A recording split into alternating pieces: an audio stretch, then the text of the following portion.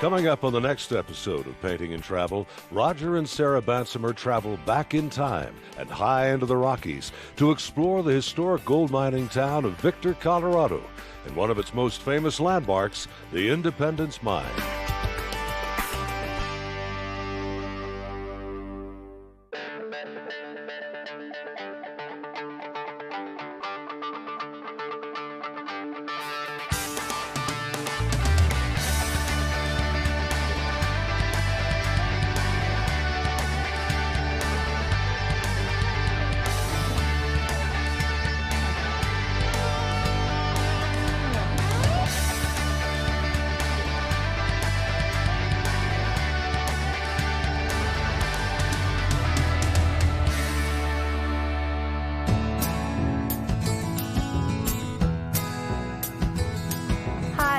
Welcome to Victor, Colorado. We went to a few places before we stopped here, and Roger just found immediately what he wanted to paint. I'll show you around a little too. Victor lies southwest of Colorado Springs at an altitude of 10,000 feet with a population of only 200 to 400 people, depending on the season. This authentic 1890s mining town is considered part of the Cripple Creek Mining District. In 1891, Winfield Scott Stratton, a self-taught prospector, knew the special characteristics of the rock in this area and realized he had discovered a wealth of gold, making the Cripple Creek District the leading gold-producing area in the state. Now, the procedure for lifting the gold out of the ground begins up on the hill at the head frame, which is the structure that sits right above the mine shaft. And that's what Roger wants to capture as he paints and oils today. So we'll join him up there. And this is the head frame, probably the most famous mine in Colorado, called the Independence Mine. It was built in 1891, discovered in July 4th. That's why it's called Independence Mine. This is where the mine shaft is. This is where all the ore is brought out of the ground, where all the men are brought down into the mine. There were 120 men that worked deep down below in this mine. This particular mine went down 1,430 feet. Some mines around here go down almost a mile. These type of mines aren't used anymore. They do surface mining now, and that you can see that along the highway. Basically what they do in surface mining is they start to dig a hole in the ground, and they just really dig out a huge hole. It just gets bigger and bigger and bigger, and they just dig away the whole mountain, and all that rock and ore, gold ore that they pull up from this huge pit just gets crushed. They extract the gold from the iron ore, and all that iron ore scrap just gets deposited sort of in a big circle around the mountain. So what's left now in the surface mining is a huge hole in the mountain. It's just almost like the mountain in reverse, where they just scooped up the entire mountain, placed all the scrap on the side. But back then, these were mines, and they drilled these deep mine shafts down into the earth. And this tower here, this is called a head frame, and to the right here, there was a steam engine, and that's what powered the cable. It was a flat cable. Instead of using round wire cables, or wire rope as they called it, they used flat cables back then. They seemed to be a little more efficient. So the steam engine, almost like a fishing line. You can think of the fishing line back in this right-hand bottom part, and the cable would go up over that wheel in the top, and it would raise and lower the ore and the men up and down into the shaft. And this shaft that went down 1,430 feet, in between, in different layers, mine shafts went out laterally on the side, horizontally. So there were a number of different layers down in that shaft, and I've heard there are over 3,000 miles of mine shafts in this area. So that's what I'm painting today, this marvelous head frame. There aren't any of these really left in existence that are working right now, but this is one of the most famous ones in all of Colorado. And today I've got a piece of masonite board here. I've covered it with burnt sienna, acrylic burnt sienna on the back of this. So this is totally dry here. I'm using oil paints today. And for my palette, I've got titanium white, ultramarine blue, cerulean blue, alizarin crimson, cadmium red, Indian yellow, cadmium yellow, and I put a little bit of burnt sienna in here too, because we've got a lot of that burnt sienna color. I just find this shape very interesting. It's very powerful. It's not unlike seeing the space shuttle in Cape Canaveral on the launch pad. I mean, this was the Cape Canaveral of its day, because this was the highest tech thing going for its day. So it really resembles that kind of strength and power. And I'm just kind of attracted to it. I tried to determine whether I wanted this board horizontal or vertical. And earlier I just made a couple of sketches in charcoal to see where this would lay out the best. And I sort of did discover that it would kind of look best as a vertical piece. It just emphasizes the strength of that. Composition is so important in a painting. If the composition is not good, the painting will fail no matter how good the rest of the painting is. Sometimes they fail anyway. You can never tell. As I usually say, even if I don't get a good painting out of it, the experience of being here in Colorado in this big open country is just marvelous. Another part of getting a good painting is really the enthusiasm and the the fervor to come out here and do something like this. So hopefully some of that will show through. Okay, that's enough drawing. I really didn't even need that much drawing. I'm not going to start out painting the sky. I'm going to start out painting the head frame first, getting all my darks in first, and then I'm going to paint my sky around it, because I like to paint negative areas in a painting. So I'll put in these first, and then I'll paint the sky around it. Let me say one more thing about my palette. What I have here is just basically primary colors. I've got blue, red, and yellow, but I've got a cool blue, a warm blue, cool red, cool yellow, and warm yellow. So I can mix really everything I need with just these few colors. Since I'm using oils here, I want to start to paint this fairly thin, but not thin enough where I'm not going to be able to put other paints over it. If I paint this too thin with oil paints, it's hard to paint over it. If I put too thick a paint on here too, it's the same deal. Like, it's hard to paint over it. So I think I'm just going to block in big basic shapes right now. It's often hard to tell what colors are. I mean, this is always an issue. What it comes down to is it's a comparison of one color to another. I can look at that tower and I can say, well, that's a lot of cool colors, or I can say it's a lot of warm colors. Well, it's obviously warm when compared to the sky, but it may be cool when compared to the metal in the building over here. But another nice thing I like about this is I've got such simple shapes up here. I've got rectangles and I got triangles and squares. It's just all big basic shapes. And that often makes a painting a little more powerful. Got this beautiful rusty roof over here too. It's just to the far right. I'm going to push that in a little bit more in my composition. Tie these together a little bit tighter. Before I forget, I'll take a couple of photographs. I'll take some more details later. But that way, if I don't finish this, which I really don't think I will, we'll go back into the studio and I'll be able to have a reference photo. Up here at the top is this wheel.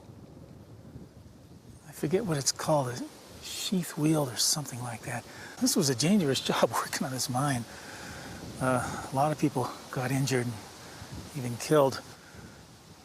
Back down in here where all the equipment was to hoist the cage up and down and the ore. Well, of course, the man in here was supposed to stop the cage when it got to the bottom here and let the men off and dump the rock and gold ore off. At one point, there was a malfunction here, and that cage went clear to the top with 15 men in it, including one young boy, and just smashed into the top here. And there were 15 men that lost their lives there many years ago. Boy, there's a lot of shapes up there to deal with. Just a lot of shapes. What I'm going to try and do is simplify everything. If I put in too much detail, then you sort of lose the feeling of the piece. It's like music, you have a melody. Well, the strong shapes are the melody. If you put in too much harmony, if you put in too many flourishes, then you lose the melody of the piece. You lose the real quality of what I'm trying to accomplish. So what I want to do here is try and keep it as simple as possible. Like I said, these are simple, basic shapes, but within these shapes there are many, many other shapes. So I have to keep these other shapes very much secondary. Right now I'm not even trying to analyze all these shapes too much. So as far as accuracy goes, this isn't going to be totally accurate. That's not what I'm after anyway. Wow, this is really fun being out here. Another thing I like to do is kind of keep the whole painting going at the same time. So I'm going to leave this for now, and I'm going to start down here on the foreground. Now I like to start working with transparent colors and then move into my opaque colors. So I'll stay away from the cadmium yellow and the cerulean blue for now. I'll stay with the ultramarine blue, Indian yellow, so that'll give me more of a transparent look. Maybe a little alizarin crimson in here. Boy, the wind's really starting to pick up. I always like to work from dark to light. This is much darker than I'll end up with. So I work from dark to light. I work from transparent colors to opaque colors. And I also try and work from thin to thick. Now down here, this is got some nice shapes sort of going back and forth here too. You know, I'm not afraid to change the values of a painting if I think it suits the mood of the painting and really how I feel about it. So I may leave this much darker than I actually see it, just because it just gives me one big shape. I mean, it really does look almost like something like space shuttle, doesn't it? Well, before I go any further, I do like to, like I said earlier, I like to cover the entire painting. So I'm going to work on that sky now. So I'll take some white, ultramarine blue. It's a really vivid, clear blue sky today. I very seldom use just one color in the sky like this ultramarine blue, but I may just grab a little bit of this darker color over here and mix it in. Often a pure color from a tube, just like mixing the ultramarine blue and white, it just doesn't look right. It looks like it came out of the paint tube, and I don't want that. So I often mix in another color with it. Also, by mixing in another color with it, it will help me maintain harmony with my whole painting. This is where the fun part comes in too, with mixing these negative areas. Oh, in the distance I hear one of the little steam locomotives. There's a little steam locomotive that goes over from Cripple Creek here to Victor. It's a nice little narrow gauge engine. We were in Cripple Creek yesterday and enjoyed the town. And we decided to come over here. We were so glad we did. This is just a real jewel of a town. We really feel like we're going back in history a little bit. You can just get the sense of what it was like so many years ago. And hopefully this beautiful little town will remain that way for a long time. These type of places are so disappearing, you know, all throughout the country.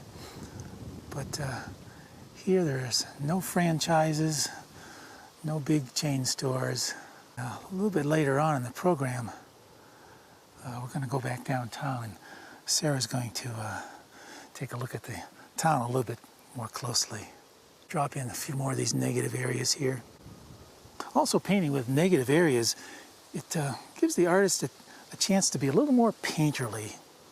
I can start putting some of these subtle colors and subtle shapes within these big dark shapes, just like some of these little rusty colors and so on. Got a nice little shadow going on right under that roof line too. So I'm going to try and put a little shadow right under there. I'm trying to put this window in here over this light paint. It's really hard to put dark colors over light colors. Here's where some of this perspective comes into play. Perspective coming this way. Actually, we got a couple different angles there. This building right here is facing straight on. So I've got a 1-point perspective in this building. The other building, it sort of turns, heads away from me, so I have a two-point perspective. So the lines going this way are going to run to a vanishing point way out here somewhere. The lines this way are going to run to a vanishing point down close, somewhere down into here. Now I'm to the point where I need to start using some opaque colors. So I'll pick up some of my opaque colors, the cadmium yellow and cadmium red. I'm going to keep this a little bit darker than what I see up here, because I like the solid structure of keeping this as one whole big unit. So I'm not going to make it as light as I see it. I have to be careful not to get this too much white in here, or the painting becomes chalky. Got some nice, I want to anchor this structure here, this head frame. I want to be sure it really stays as part of this earth. So really I have kind of a hard edge up here with this rock, but I'm going to sort of downplay that, because I want this structure to look like it has some shadow, like it's part of this earth. Having put burnt sienna on this masonite board before I started, it gives me a nice warm tone underneath that. So a lot of this warmth, this burnt sienna color is showing through my board. Now what I can do is I can put a nice highlight here and there. And I see some nice sort of bright green grass up here. So I'll take some white and some cadmium yellow light, maybe just put a little bit of this green in with this. Then I'll maybe soften this edge on the bottom here. Keep the top edge kind of hard. Just sort of soften this bottom edge. Like that.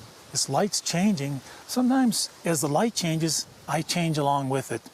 There's a lot of different theories on how to do that. One theory is you sort of get an idea of how you want the painting to be, and you don't deviate from that. But for myself, if I see a change in the light that will help my painting, like I see right now, I'm going to go with it. And what I see right now is some real bright sunlight coming on the side of this metal building.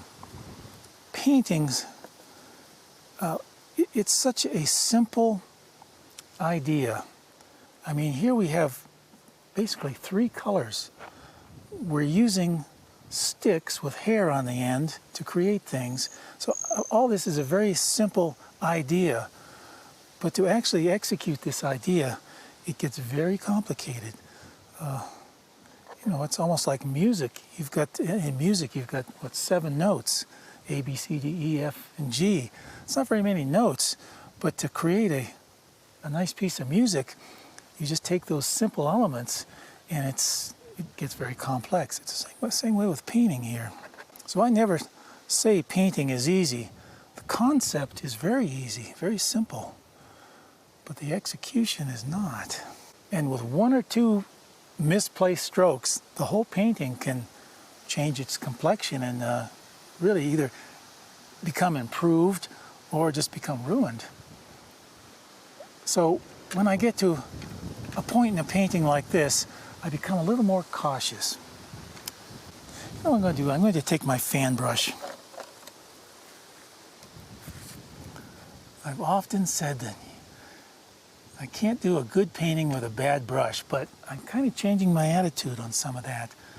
I have found more and more that beat-up brushes really have their place in painting. But you got to have good brushes too. You can't have all bad brushes. Now, what we have is we've got this ridge going up here. It goes back and then it goes back up again.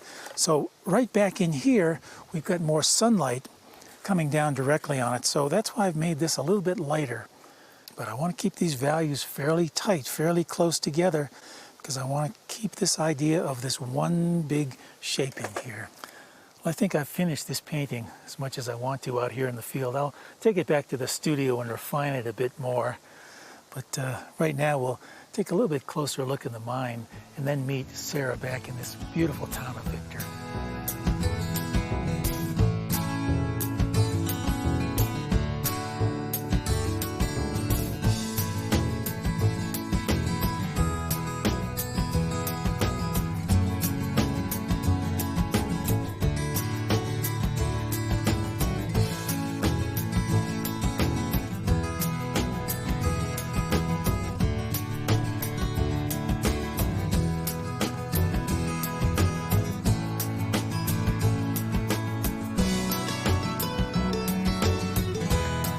Do you have any 9.5-foot brooms? Yes, actually we do. It's called a ceiling broom. A ceiling broom. We make brooms here. Yeah. I want to introduce you to Sam and Karen Morrison, who own the Victor Trading Company and manufacturing. And what do you manufacture here? Well, we make brooms. We do a lot of tin work. We do custom cookie cutters, have a complete letterpress job shop. We're kind of stuck in 1900. That's when our building was built. Oh, wonderful. Well, maybe you can paint a picture for me what the town was like 100 years ago. Well, the town was a boom town. The first gold was discovered about 1891. The town incorporated in 1893. By 96, it was quite a thriving town. We had 40 saloons that never stopped. This is before liquor laws. So it was rowdy. It was rowdy. Miners had a dangerous job. They wanted to relax after a hard day's work. They all went to the saloon. Mines were running 3 shifts. There was about 10,000 people in town. Dirt streets. Most of the buildings were made out of log or cut lumber. They had several sawmills out at the edge of town. It was a busy town. Every once in a while there'd be a muffled boom and the ground would slightly shake from a blast underground. And what did they use, dynamite? They used dynamite. In the early days, it was hand drill with a hand steel. Very slow, very dangerous by the light of a candle. As things progressed, they became more mechanized with the pneumatic drills with water suppression for the dust, and it got easier for the miners. Sam, what would some of the other buildings have around here? Well, you would have had a couple of schools been built already. There would have been a few churches, but mostly you had saloons, a few grocery stores, and of course the assay office. What's that? That's where you took your gold, have it assayed to see how much gold you had per ton of rock you had to move. The assayers were also involved in the high grading business. And what's that? Well, when you worked in a mine, the temptation would be extreme. You're blasting away at the ore seam, and here's a nice piece of visible gold. You stick it in your pocket. After work, you slip it off to somebody at the saloon, and it goes to the assayer, and you get back about half the value in cash. So the assayer also kept tabs on whether somebody was pilfering? Yeah, he was an integral part of the business. He had to process the ore and extract the gold. He only paid about half of what it was worth. He made a pretty good profit that way. And what did the gold look like? Well, it doesn't look like gold. It actually has a silvery look to it. It's mixed with tellurium. It's a telluride ore. It was very hard to process in the early days. They tried the chlorination process, but that didn't work. That's how they ended up with the cyanide process to leach the gold out of the rock. Now this is just a scrap? This is not worth anything? No, that's a piece of high grade. This is high grade? That's high grade. You can see the gold there. That silvery stuff looks like gold. So what's this worth? A couple $100. Get out of here. No. Really? Really hard to come by anymore. Wow. The old timers took it all. Was this building always a mercantile? No, it was a saloon to start with. A fellow by the name of George Rogers came from County Down, Ireland. In 1895, the earliest record I can find of him, he had a saloon on this spot called the Star of the West. He was here until August of 1899 when the whole town burned. And then he rebuilt this building in brick. He died in the building upstairs.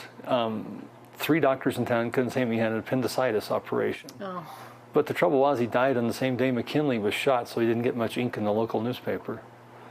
And he was really a town hero, I guess, for having the bar. Yeah, they called him a pioneer in the business, but there were 40 saloons in 1896. He was 40 saloons? Just one of 40. The town never stopped. So what did a saloon serve besides liquor?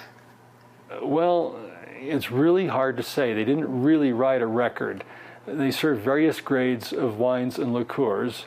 They also served a whiskey and a beer if they could get it. Beer did not keep too good in those days. They hadn't quite perfected the pasteurization process. If there was a near enough brewery, they had beer. And people didn't come here to eat? No, they didn't serve food. We had restaurants in town for that. Who knows what they served? Probably wasn't very good. And you make some brooms here. And that's a whisk broom we make. I dye the broom corn to make it the color. Karen winds them on an antique foot-powered kicker winder, and I hand stitch them. I love it. I want to get this before I leave. And what do you manufacture, Karen? Well, I do the winding on the brooms. I also make all the tinware. I make cookie cutters. I make custom cutters. We make all the tin cans. Tin cans. I do the candles.